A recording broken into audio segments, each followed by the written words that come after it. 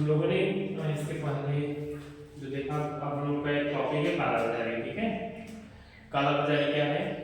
काला बाजारी यदि कोई अनिवार्य वस्तु, ठीक है, यदि कोई अनिवार्य वस्तु जिसे सरकार सस्ते मूल्य पर उपभोक्ता को उपलब्ध कराने का प्रयास करती है, परंतु विक्रेता उस वस्तु को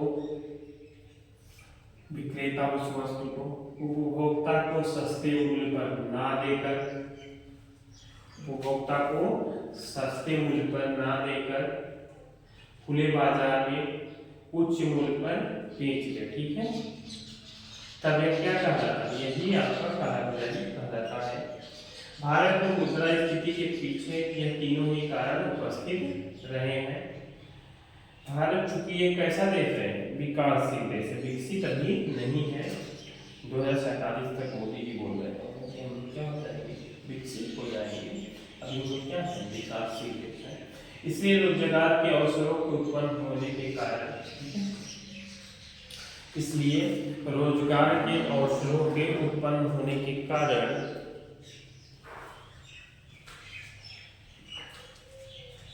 मांग प्रेरित मुद्रास्फीति उत्पन्न होती है। ठीक है, मांग प्रेरित मुद्रास्फीति उत्पन्न होती है, जबकि कच्चे माल अथवा अन्य संसाधनों की कमी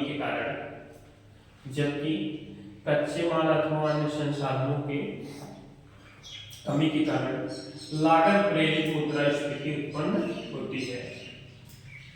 इसी प्रकार भंडारण एवं वितरण की सुविधाओं में कमी के कारण संरचनात्मक मुद्रास्फीति उत्पन्न होती है। भारत में मुद्रास्फीति के नियंत्रण की जिम्मेदारी किसकी है? आरबीआई की। ठीक है, आरबीआई की है। आरबीआई केवल या सिर्फ मांग प्रेरित मुद्रास्फीति को ही नियंत्रित कर सकता है। लागत प्रेरित एवं संरचनात्मक मुद्रास्फीति पर आरबीआई का नियंत्रण नहीं होता है। ठीक है, अतः केंद्र एवं राज्य सरकार के सहयोग के बिना मुद्रास्फीति का नियंत्रण संभव नहीं है। मुद्रास्फीति के संदर्भ में जहां मांग जनित मुद्रास्फीति के नियंत्रण के लिए आरबीआई की भूमिका महत्वपूर्ण होती है, ठीक है, वही लागत जनित एवं संरचनात्मक मुद्रास्फीति के लिए सरकार की सक्रिय सहायता की आवश्यकता होती है। अन्य शब्दों में कहा जाए तो आरबीआई और सरकार मिलकर के मुद्रास्फीति के नकारात्मक प्रभावों को प्रबंधित करते हैं। ठीक है, ये था हमारा काला बाजारी का टॉपिक। काला बाजारी क्या होता है? जैसे किसी भी वस्तु सेवाएं, ठीक है, जो भी सामान है, ठीक है, या सेवाएं हैं, उनको हम लोग क्या करें, एक स्थान पे ला करके क्या करें, अपना स्टॉक बना करके उसको रख लें। ठीक है, स्टॉक बना के या गोदाम बना के जो बड़े बड़े लोग हैं, ठीक है, जो बड़े बड़े व्यापारी हैं, वो लोग क्या करते हैं, अपना स्टॉक बना लेते हैं, गोदाम बना लेते हैं और वहाँ पे क्या करते हैं, ला करके सामान को रख देते हैं, जिससे बाजार में क्या होता है, वो सामान नहीं पहुँच पाता है। सामान नहीं पहुँच पाएगा तो क्या होगा, लोगों में जो खाने का सामान है, गरीब लोग जो है, जो क्या करते हैं, पर डे खरीदते हैं, पर डे खाते हैं, उनको क्या होगा, बहुत ज़्यादा दिक्कत हो जाएगी और सामान बाजार में उपलब्धता न होने की वजह से क्या हो जाएगा, बहुत तेज़ी से महंगा हो जाएगा। ठीक है, तो महंगा हो जाने की वजह से जो सामान है वो लोगों तक पहुंच नहीं पाएगा, जो गरीब लोग हैं वो क्या हो जाएंगे, वो खा नहीं पाएंगे।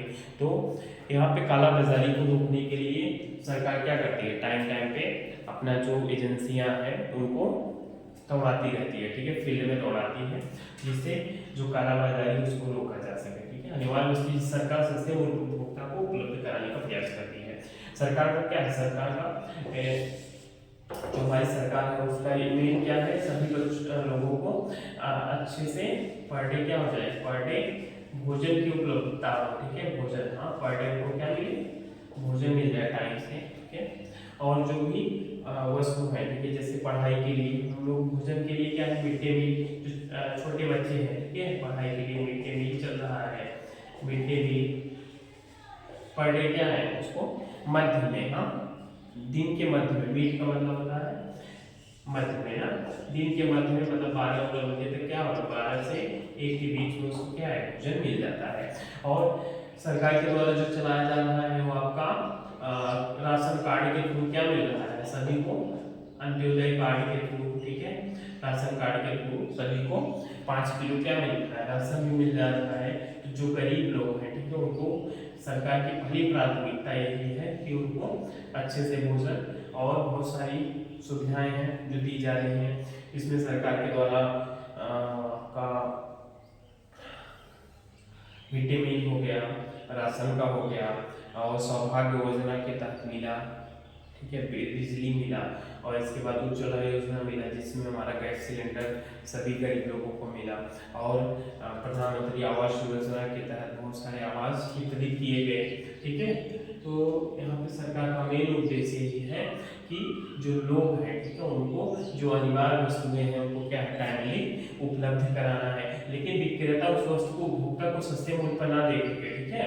यहाँ पे जो बड़े व्यापारी लोग हैं, ठीक है, बड़े व्यापारी लोग क्या करते हैं, उस वस्तु को उपभोक्ता को न दे करके, ठीक, जो छोटे छोटे दुकानदार हैं उनको न दे करके उसको क्या करेंगे, सस्ते मूल्य पर न दे करके खुले बाजार में उच्च मूल्य पर बेच देते हैं, ठीक है।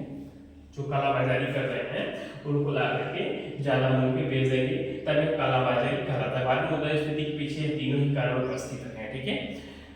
सरकार इतना सख्त होने के बाद भी मतलब जो मुद्रास्फीति का कारण है, ठीक है, मुद्रास्फीति का कारण है वो यही है कि भारत चूंकि एक विकासशील देश है, विकसित हुआ नहीं, 2047 तक हम लोग का टारगेट है कि विकास क्या हो जाए, विकसित हो जाए, ठीक है, लेकिन अभी हम लोग क्या है, विकासशील है, 2047 तक हम लोग को विकसित होना है। इसलिए रोजगार के अवसर उत्पन्न होने के कारण मांग तेज उत्पन्न होती है, ठीक है। इस रोजगार के अवसरों के उत्पन्न होने के कारण यहाँ पर मुद्रास्फीति उत्पन्न होती है, जबकि कच्चे माल अथवा संसाधनों की कमी के कारण प्रेरित मुद्रास्फीति उत्पन्न होती है। जब कच्चे माल अथवा अन्य संसाधन की कमी हो जाएगी तो यहाँ पे लागत प्रेरित मुद्रास्फीति उत्पन्न होगी। इसी कारण भंडारण और वितरण की सुविधाओं में कमी के कारण, ठीक है, जब भंडारण और वितरण जो रखा हुआ है, जो भेजा जा रहा है, वितरित किया जा रहा है, उनमें कमी हो जाने के कारण वहाँ पे संरचनात्मक मुद्रास्फीति क्या होगी, उत्पन्न होती है। भारत मुद्रास्फीति नियंत्रण की जिम्मेदारी किसकी है, आरबीआई। आरबीआई क्या है, रिजर्व बैंक ऑफ इंडिया है, जो भारत सरकार के अधीन क्या करती है, स्वतंत्र निकाय है। आरबीआई क्या है, स्वतंत्र निकाय है। वहाँ पे आरबीआई क्या कर सकता है, आरबीआई सिर्फ मांग प्रेरित मुद्रास्फीति को ही नियंत्रित कर सकता है। आरबीआई सिर्फ मांग प्रेरित मुद्रास्फीति को ही नियंत्रित कर, जैसे जैसे मांग प्रेरित मुद्रास्फीति अगर बढ़ रही है तो आरबीआई क्या करेगी, वो उसको कंट्रोलिंग कर सकती है। लागत प्रेरित और संरचनात्मक मुद्रास्फीति पर आरबीआई का नियंत्रण नहीं होता, ठीक है। लागत प्रेरित और संरचनात्मक जो मुद्रास्फीति उत्पन्न होती है उस पर आरबीआई का कोई रोल नहीं होता। केंद्र और राज्य सरकार से बिना मुद्रास्फीति का नियंत्रण संभव नहीं है, ठीक है। जब तक सेंट्रल गवर्नमेंट और स्टेट गवर्नमेंट, हाँ, राज्य सरकार और केंद्र सरकार के बिना हम लोग मुद्रास्फीति पर नियंत्रण नहीं कर सकते। मुद्रास्फीति के संदर्भ में जहाँ मांग जनित मुद्रास्फीति नियंत्रण की आरबीआई की भूमिका महत्वपूर्ण होती है। यहाँ पे मांग जनित मुद्रास्फीति की नियंत्रण के लिए आरबीआई की भूमिका क्या होती है, महत्वपूर्ण होती है, जो भी लागत जनित संरचनात्मक मुद्रास्फीति के लिए सरकार की सक्रिय सहायता की आवश्यकता होती है। अन्य शब्दों में आरबीआई और सरकार मिलकर मुद्रास्फीति के प्रभाव को प्रबंधित करते हैं, ठीक है। अगला हम लोग के हेडिंग है दर के आधार पर मुद्रास्फीति के प्रकार, ठीक है।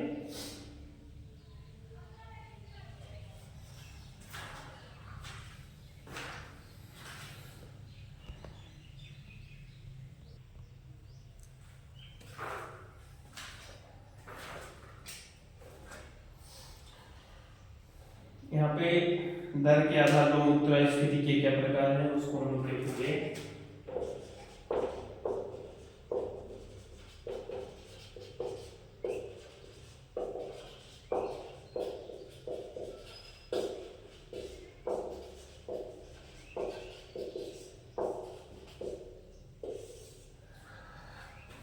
अगर आप लोगों ने इकोनॉमिक्स अच्छे से पढ़ लिया है तो आपको प्री कोई निकालने से रोक नहीं सकता, ठीक है। आपको प्री निकल ही जाएगा, तो आप लोग अच्छे से पढ़ाई करिए, ठीक है।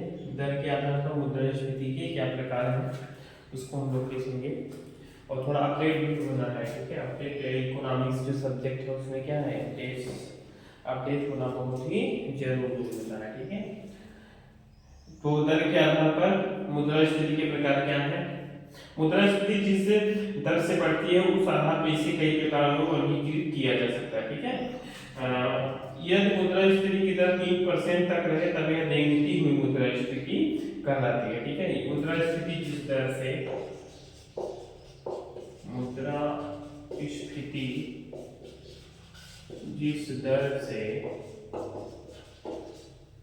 मुद्रास्फीति जिस दर से बढ़ती है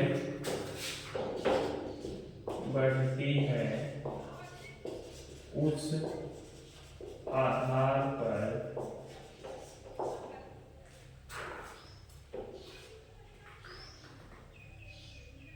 इसे कई प्रकारों में वर्गीकृत किया जा सकता है। और उस आधार पर इसे कई प्रकारों में वर्गीकृत किया जा सकता है, ठीक है। मुद्रास्फीति जिस दर से बढ़ती है उस आधार पर इसे कई प्रकारों में वर्गीकृत किया जा सकता है। यदि मुद्रास्फीति की दर 3% रहे, यदि मुद्रास्फीति की दर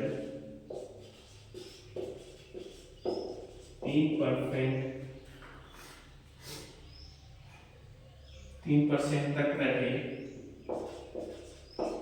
तब इसे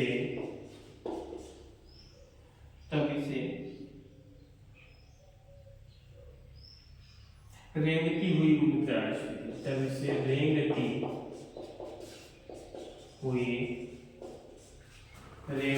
मुद्रास्फीति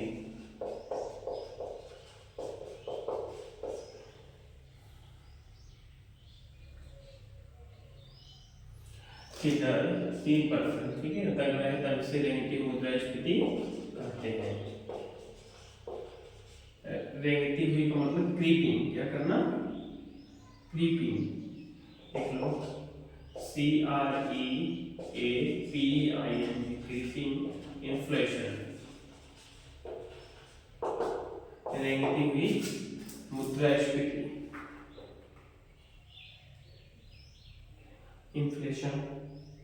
यह किसी भी अर्थव्यवस्था के लिए अच्छी स्थिति है। यह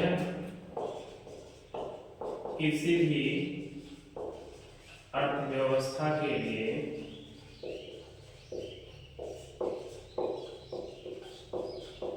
अच्छी स्थिति है, ठीक है।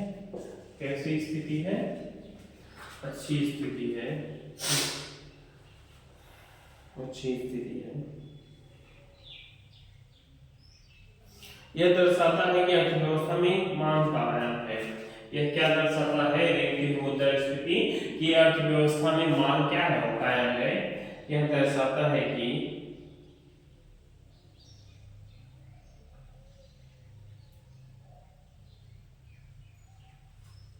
यह दर्शाता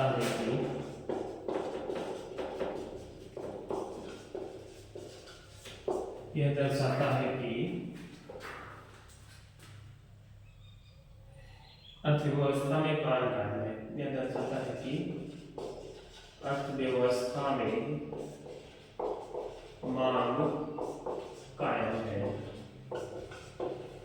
क्या कायम है, मांग कायम है।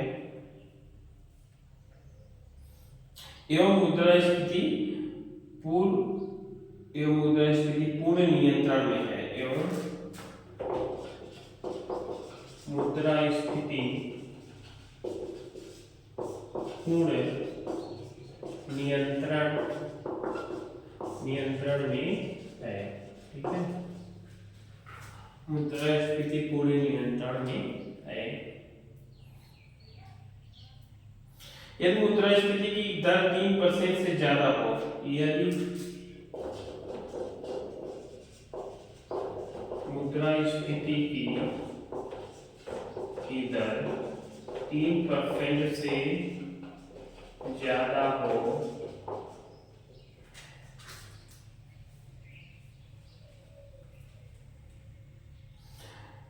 एवं 10% तक हो, एवं 10% तक,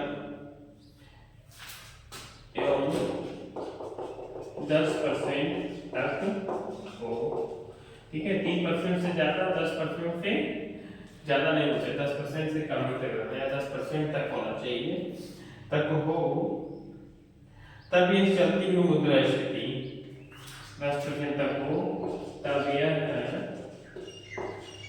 चलती हुई मुद्रास्फीति, चलती हुई मुद्रास्फीति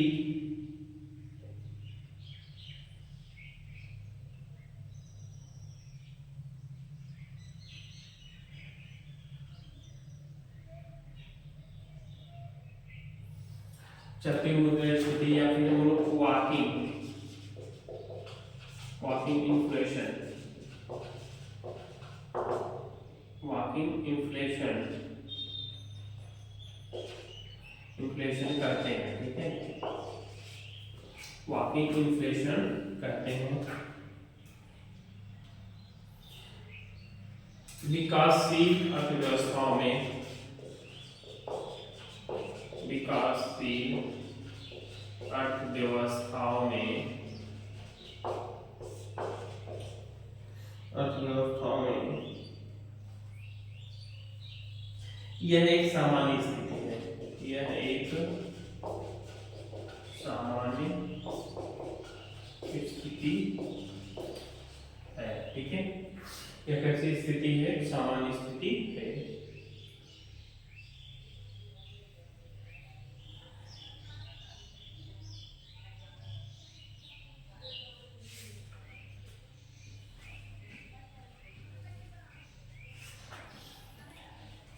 यदि मुद्रास्फीति की दर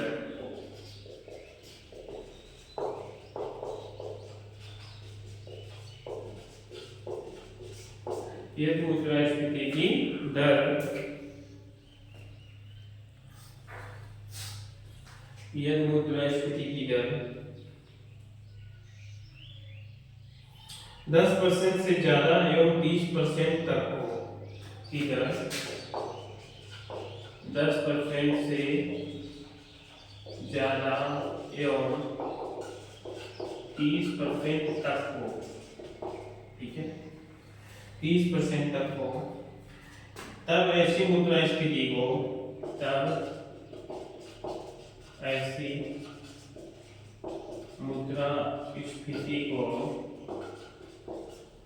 तब ऐसी मुद्रास्फीति को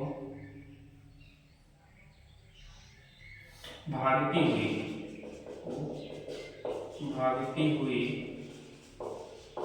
मुद्रास्फीति कहते हैं।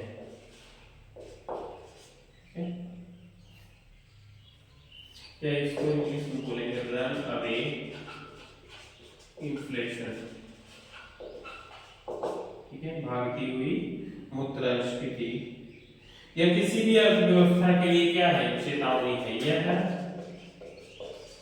किसी भी अर्थव्यवस्था के लिए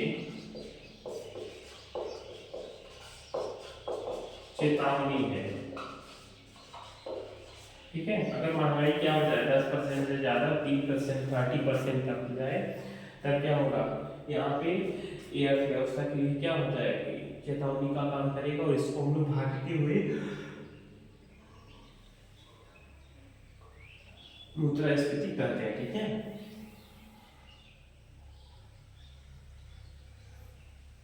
या किसी अर्थव्यवस्था की चेतावनी है। यदि मुद्रास्फीति नियंत्रण से पूर्णतः बाहर चली जाए, यदि मुद्रास्फीति नियंत्रण से पूर्णतः बाहर चली जाए, एवं 30% से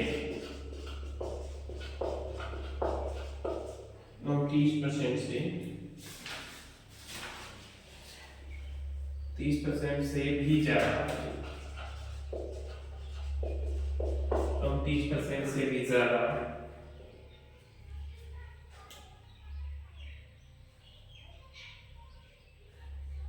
से भी ज्यादा के दर से बढ़े, के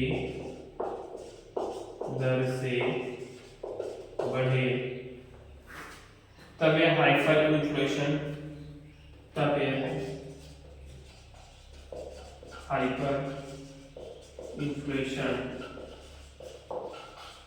हाइपर इन्फ्लेशन, यह चरम मुद्रास्फीति, क्या हाइपर को क्या बोलेंगे, चरम मुद्रास्फीति करते हैं, ठीक है।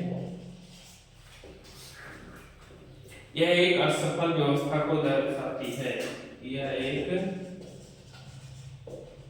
असफल व्यवस्था को दर्शाती है, ठीक है। ये हम लोगों का था दर के आधार पर मुद्रास्फीति के प्रकार कैसे हैं, ठीक है। मुद्रास्फीति जिस दर से बढ़ेगा उस आधार पर इसे कई वर्गों में वर्गीकृत किया गया है। जैसे 3% रहेगा तब इसे हम लोग प्लेटिंग मुद्रास्फीति कहेंगे, ठीक है। 3% से ये अर्थव्यवस्था क्या कहेगी, अच्छी स्थिति रहेगी, कंडीशन वहाँ पे 3% जिसका वो कंडीशन सही है। और इसको हम लोग क्रीपिंग या रेंगती हुई इन्फ्लेशन बोलते हैं, ठीक है, क्रीपिंग इन्फ्लेशन बोलते हैं।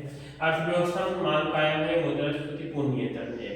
यदि क्या 3% से ज्यादा 10% तक हो जाए तब यह क्या हो जाएगा, चलती हुई, ठीक है, मुद्रास्फीति कहलाएगी। विकासशील अर्थव्यवस्था में एक सामान्य स्थिति, हम लोगों के यहाँ पे ये अच्छी स्थिति बोलते हैं। विकासशील अर्थव्यवस्था में यह एक सामान्य स्थिति है। मान भारतीय मुद्रास्फीति, ठीक है, इसको हम लोग यदि मुद्रास्फीति दर से क्या हो जाए 10% से ज्यादा 30% तक हो जाए तब इसे हम लोग भारतीय, यह क्या है, चेतावनी है। और मुद्रास्फीति जब क्या हो जाए 30% से ज्यादा हो जाए, ठीक है, तब इसको हम लोग चरम मुद्रास्फीति बोलते हैं। ये क्या है, एक असफल व्यवस्था का एक उदाहरण है, ठीक है, जहाँ पे क्या महंगाई बहुत तेजी से बढ़ गया।